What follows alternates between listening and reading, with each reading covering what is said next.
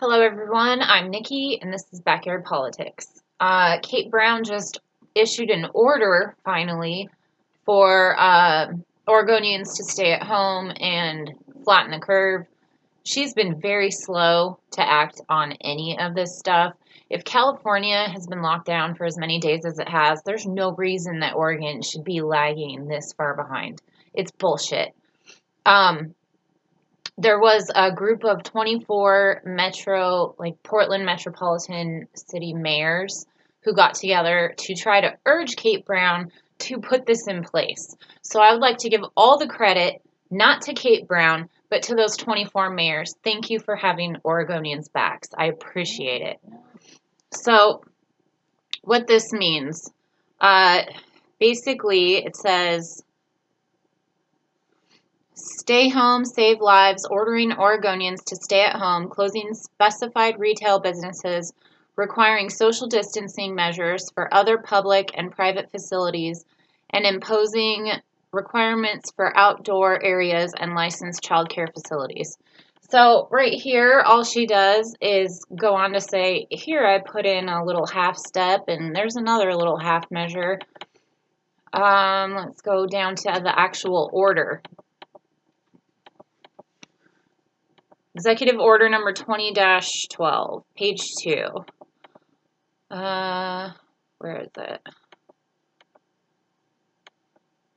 Here she's still continuing to BS about what she attempted to do. And just because I criticize Democrats, I'm sure most of you know this, but just because I criticize establishment Democrats does not mean I'm pro-Republican. Like, it's not a left versus right. I've said this in every single one of my videos. It is the ruling class with their donors against the rest of us, the working class. So, here it says, to reduce the spread of COVID-19, the United States Centers for Disease Control and Prevention, the CDC, has recommended community mitigation strategies to increase containment of the virus and to slow transmission of the virus, including cancellation of gatherings of people and social distancing in smaller gatherings. The number of COVID-19 cases continues to rise in Oregon. On March 8th, 2020, at the time I declared an emergency, but didn't put forth an order, there were 14 presumptive or confirmed cases in Oregon. By March 12th, there were 21. As of today, there are at least 161 cases and 5 deaths. Also, before she put this order in place, she already ordered for a makeshift, I'm assuming a tent, but a makeshift hospital be put at the fairgrounds in Salem. So she was already expecting this shit to increase and is not doing a goddamn thing to flatten that curve until 24 metropolitan mayors got together and pushed her to do it. It's ridiculous. This is her fucking job. This is her one job, is to protect the state of Oregon and their people. In a short time, COVID-19 has spread rapidly. Additionally, some Oregonians are not adhering to social distancing guidance provided by the Oregon Health Authority, as represented by crowds this last weekend at the Oregon coast. The Oregon coast looked pretty similar to the Florida coast. Everybody's like, oh, cool, spring break, extended, let's go to the beach. You put some of my friends in danger. Thank you very much. So, she says, I find that immediate implementation of additional measures is necessary.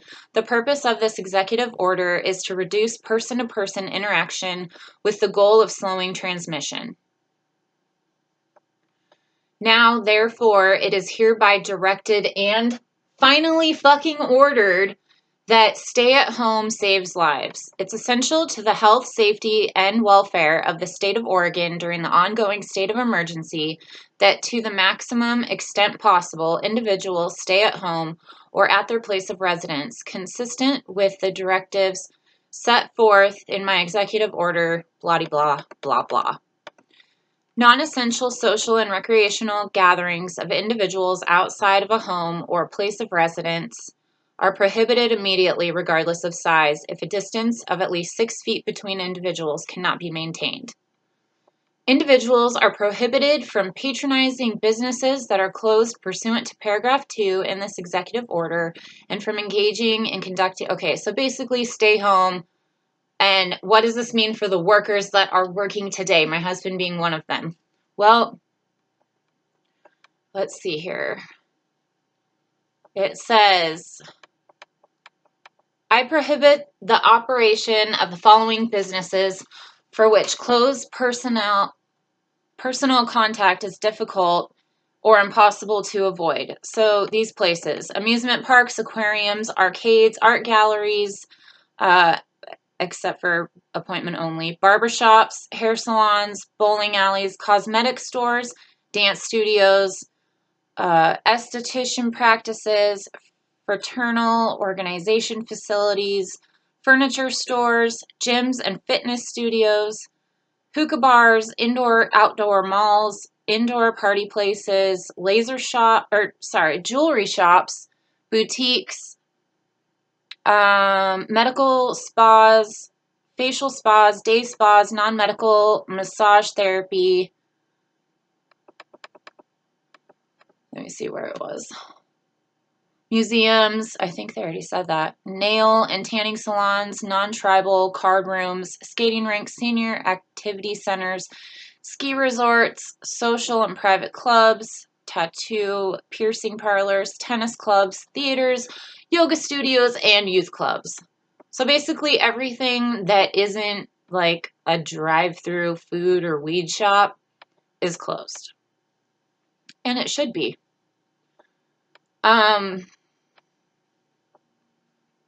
Let's see if there's anything else in here that really matters. She's already put into effect that nobody can be evicted. I think she has. I'm pretty sure she has. But there's going to have to be a national UBI or bailout of some degree, and not just for the big fucking business, like both the left and the right are trying to push. The people need the UBI. We're not going to deal with this trickle-down bullshit that never gets all the way down to the bottom. Never goes anywhere. It stays at the top. If you want capitalism to succeed, which I don't, I fully believe in taking care of the people and not leaving a 1% rich and the rest of us shit on our luck. It's just fucking ridiculous. I can't believe that we have a pandemic going on right now and a couple of states have decided to shut down, whereas there's a pandemic like worldwide and every other major country has shut the fuck down. We are on par to be the worst outcome as far as developed countries go. So brace yourselves. And I don't mean to freak anybody out, but that's just what we're in for. Glenn Greenwald from The Intercept said, a report issued Wednesday by the CDC shows younger people are making a big portion of hospitalizations. Up to 20% of people hospitalized with coronavirus in the United States are young adults between ages 20 to 44, the study showed. And then the article he linked it to says 12-year-old girl with coronavirus is on a ventilator and fighting for her life. I also saw that there was a 20-year-old perfectly healthy male in New York that also died of COVID. And even if you don't show symptoms or signs of having it, you're still a possible carrier. So I think that the whole United States needs to shut the fuck down and then issue a UBI to the people and provide the same payments that we were originally making so we can continue to pay those bills, because then it will go up. That's how the economy works. So I wanted to jump on here. I'm in my painting clothes right now because I'm painting my daughter's room with her. But this finally went into effect. So I wanted to share it with everybody. And yet I called our governor this morning to ask what time she was going to be issuing this, and I got some bullshit recording voicemail that I think that's where the concerns go to die, personally. But I left a voicemail, and if you're stuck at home bored because of this coronavirus lockdown, do something productive. Like, you don't have to just do cleaning and, board games, right? Campaign for, or help campaign for local candidates, and, call. I called a guy that's in Congress that I'm, well, I'm campaigning for Mark Gamba, as a lot of you know that, and or I'm helping his campaign. And I called Kurt Schrader, who he's going up against, to see if we can still have a debate go on, because Schrader's going to try to back out because of this whole COVID thing.